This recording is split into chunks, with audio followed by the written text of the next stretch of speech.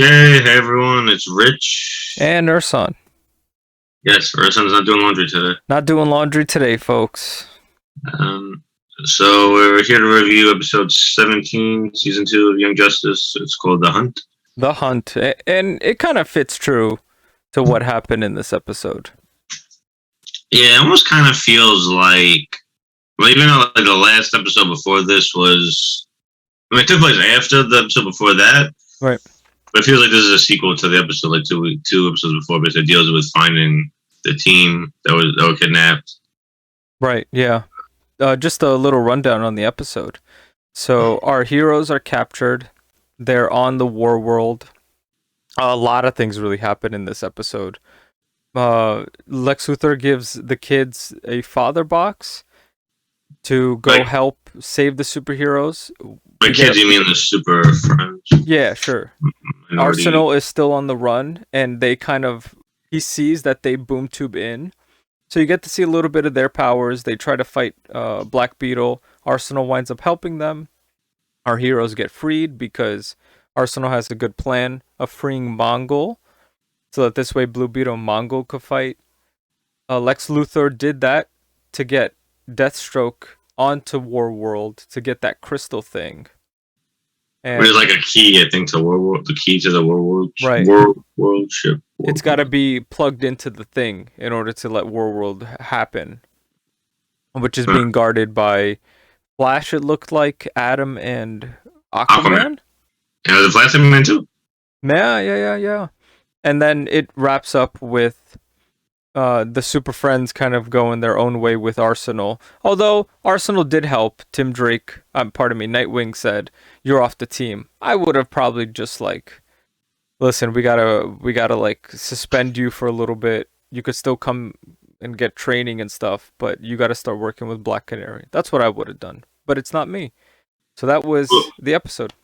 Oh yeah, to give a little what you said, the reason Nightwing says that to Arsenal is because Bumblebee said he abandoned them and stuff. Right. And Nightwing was, I guess he's trying to be like a leader. Sure.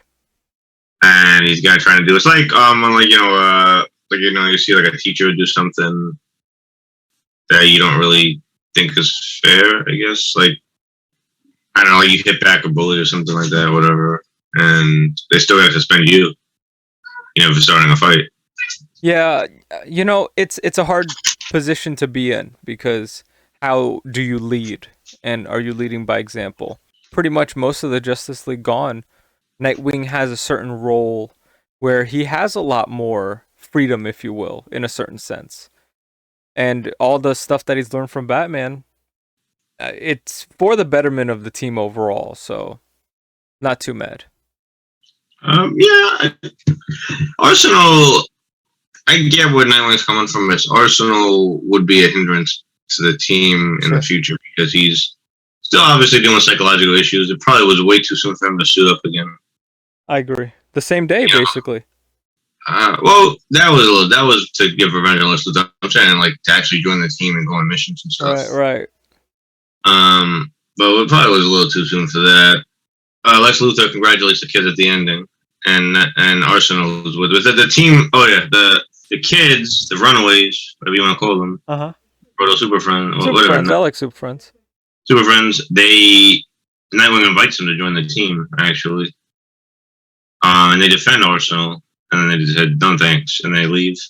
And then they all kind of like team up at the end, and Arsenal gets really mad. They're working with Lex Luthor. Right. Yeah, I'd be mad too. I'd be mad too. It's just you have an arm. You were given an arm from him. How do you know that arm? He's not I would never accept a gift from an enemy like that. Oh, technological arm. Yeah, but you don't know like what kind of technology is in that. That maybe can control you or something. Sure. But he's mad at that. He does rescue the kids, the people, not the kids, but the team that was kidnapped. Yeah. They get all their like weapons and stuff. And we also get that small scene where the ambassador of the Reach is on G. Gordon Godfrey's show. Oh right. And he gets mad at him, so exposed. Now he's exposed. Yeah, well, that was good. It showed that G. Gordon Godfrey isn't a hypocrite, even though in the comics he does work for dogs. Right. It's nice to see that him go after, like, it's kind of like how like J. Jonah Jameson Mm-hmm.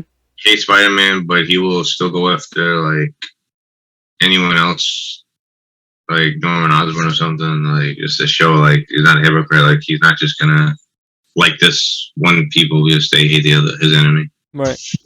But it was nice to see that. But who knows? G. Gordon Godfrey could be working for Darkseid or something on the planet, and they want to get rid of. Oh, sure. Yeah. Yeah. Yeah, that might be part of it. I don't know. It depending on how you feel towards the end. If you feel like they did the good thing or a bad thing, or something that you may not agree with, they did put their necks on the line to enter the war world. I guess, this is Lex Luthor talking, so in hindsight, we can always say it. But at that point, being confused teenagers with these powers, someone comes in and helps you and gives you the opportunity, can't be too mad at them. But yeah, I thought it was. I would give this episode an 8 out of 10. Oh. A lot of action. Good action. Superboy didn't really have any speaking parts in this. That's true. I wonder if he got paid, even though. The voice actor? Yeah. I don't know if it's per episode. Is it per episode or is it like kind of a contract? I was thinking that. I was thinking to myself, maybe it's a contract and he's just paid the amount he's paid and whenever they need him. That's what I was thinking. Hopefully it's not a per appearance. Yeah, I mean, he could have been voicing someone else, though, in the episode we didn't know. Right, yeah. They do reuse people. Right, so it was nice. It was nice. Oh, and one weird thing is Miss Martian. I kind of wish we would have saw a scene with Miss Martian and Nightwing linking up again. Instead, they're just in the bioship. Right. And it was kind of weird. What about you? What would you rate this episode? I would also go with an 8. A lot of things kind of happen in this episode, and when we talk about the next one, not as many things kind of seem to happen. In this one, like it really moves things along, and it feels like 4 or 5 things are happening. But if you really think about it, that might just also be that they're able to get their ideas and creativity. They're able to make all these things work and kind of flow smoothly in the episode. Because I like how they presented everything to me, which was great. 8, I think it's strong. I like the fact that I like the little fake out with what Virgil did. And he says, yeah. That was pretty cool. Arsenal, I think, overall held himself well. Questionable decisions, Also, the one thing I did notice is there's a 5-year time skip. Nightwing is now taller than Roy. That Roy was, real Roy. That Roy was in like containment and stuff. Like he was suspended. Right. Kind of like Captain America. Right. When he's frozen on black ice. He's cryo. He's still not taller than Red Arrow, I don't think, or the same height. So it slightly stunted, I guess, his growth in some way. I think it just held him. I think it was like I think it's like some cryo. Like when you preserve like meat or something. Right. But I never realized it was a height. Yeah, I saw that because Nightwing's now visibly taller, and he was shorter than everyone else. Well, he was 13. Right. When he started, and he's I guess 18. Yeah, but in that same time span, real Roy hasn't really grown in height. I noticed that. But he's still. How old do you think he was? Older. He was older than Nightwing, so I guess he was about 16, 17. Well, they found him. Yeah, I know that. Yeah. So he's if you think about it, freshly out. No, yeah, I got that. I'm just saying, he was older than Robin or Nightwing when he was Robin. I think so. Yeah. Oh yeah, he was obviously because the clone was older, so they didn't just Ollie didn't just find him miraculously older. Yeah. And not suspect anything. Cool. All right. Yeah. So that was episode 17, and now we're gonna move on to episode 18. And now episode 18, Intervention. Kind of interesting for this episode. It's the fallout of the fight between Mongol and Black Beetle. and they eventually, with an appearance with Green Beetle, they eventually get him into the homeostasis. I think that's what it's called, the stasis pod, Oh, yeah. Yeah. Yes, you call that. and they pretty much hack up a plan to get Blue Beetle out And Green Beetle. and right, and try to get him out so they can distract him, bring him to this place that Bumblebee and Batgirl, I keep calling her Barbara. You call that? It's a Barbara girl. Yeah. Barbara. They found this spot with some Blue Beetle Scarab stuff. So we get a little story on what happened with the Blue Beetle thing, which I'll explain in a bit. And then eventually our heroes bring him there. Zatanna does some crazy magic stuff that summons the deity to help kind of cleanse the scarab of any reach sort of vibes and reach sort of thingies. Come to find out that it's been used before, I guess, which was kind of interesting. I guess I don't know how old the reach is. And then eventually both Blue Beetle, Jaime, and Green Beetle, the Martian, get cleansed. And we find out that that's what wound up happening with the scarab originally. Yeah, we get like a brief history of the Earth's Blue Beetles. That's true. Very Indiana Jones-esque in the 1930s. They were obsessed with excavating ancient Egypt since I feel like mid to late 1800s up until like 1900s, because that time is very potent, I guess you could say. So we get that there was a beetle, and it fused with the original guy, and he was the first Blue Beetle. Then he gave it to the other dude. Yeah, Dan Garrett. Right.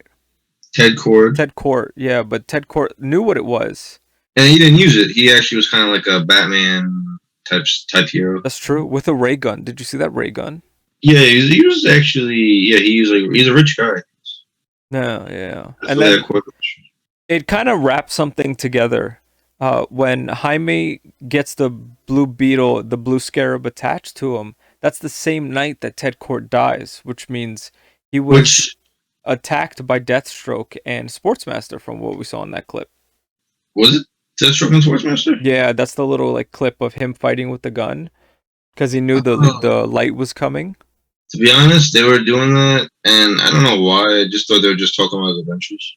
I wasn't really paying attention, and then they go to the scene when the building's blowing up. Jaime is on a skateboard in the right. So it happened both in basically sequential order at the same time. Ted Kord dies, and then he gets the thing. So kind of nuts. And then we also find out the little bit at the end, Queen Bee, who I just found out is voiced by Counselor Troy in Star Trek: The Next Generation. It's funny because I've been saying a lot of like data references, but it turns out it was a ploy, and she had to let our heroes break in to clean up the scarab. So it's basically people going against each other at this point, and with only 2 episodes left, it's getting crazy. And that's the episode. Yeah, it was pretty cool. We got the history of the Blue Beetle. We saw how they were controlling the Blue Beetle with the Reach Master, whatever his name is. Reach Master. What do they call him? They have a name. The head Reach. Oh, the Ambassador? Ambassador, yeah. They show him like on a microphone talking, telling the Scarab what to do. That was cool. We get a more in-depth look as to how they're controlling Blue Beetle. They're controlling the Scarab, and now Jaime takes a Scarab role because of how their relationship started, right? So now it's kind of reversed. Well, Jaime's internally struggling. It's like someone possessed. Right. And witty at the same time, if you noticed. Yeah, it's pretty cool. And it turns out, they set a trap for him. Zatanna's been working on this for months. This spell. Dr. Fate couldn't touch it because it was not order. It was like chaos or something like that. They do mention it that he was unable to, so he prepped Zatanna for the spell. So this was a plan in the works over the span of multiple months. Yeah, they say months. So it's about making sure I guess for the most part, making sure that Zatanna is magically prepped to kind of go about this. And if you think about it, Dr. Fate is her dad in some way. Naboo and her dad are in the same house, the same vessel. Some low-key father-daughter time without necessarily having father-daughter time. So it's cool. We get some ancient Egyptian sort of vibes, which I thought was really nice. We get a little Toyman appearance at the beginning.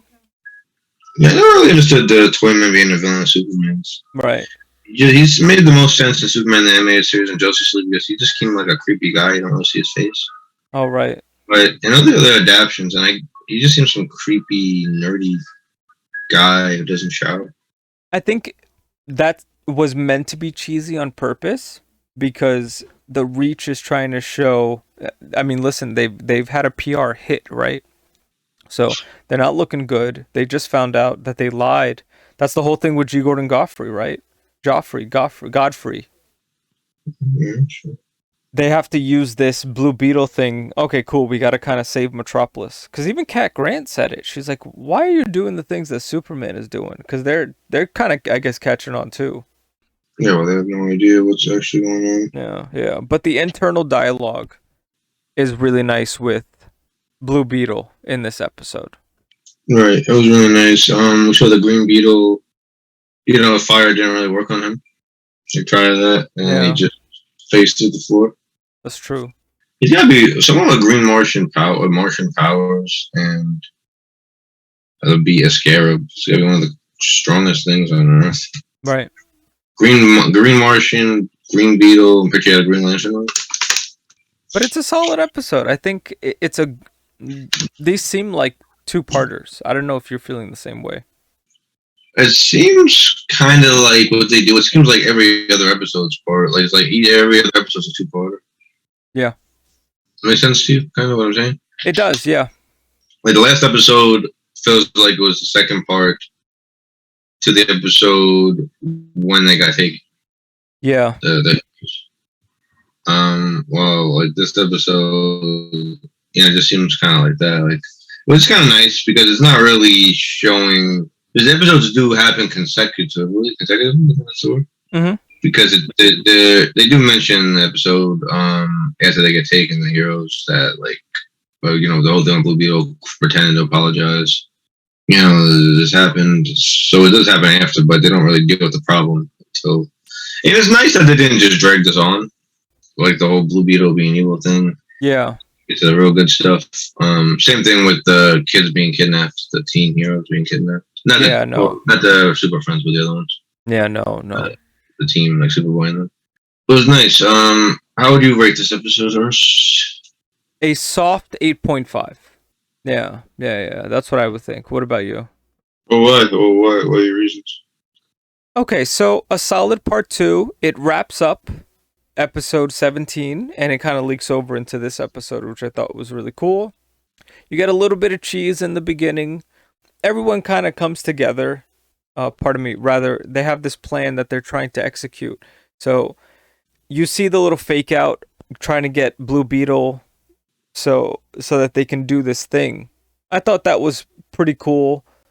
The team is kind of working together. Rocket's very strong in this episode. I think she's a very well-written character overall. Zatanna is probably one of my favorite characters in this series. We get some Nightwing in there. We get some Barbara Gordon, which I thought was really cool. She's also a really good character. I like how she's very straight to the point, There's almost no wavering with her. And we get Blue Beetle healed. Blue Beetle's a great character. And we get to see the Green Beetle, which is a green Martian. All right, folks. That was episodes 17 and 18. Coming up next, last of season 2, 19 and 20. Yeah. See you later. Later, yeah.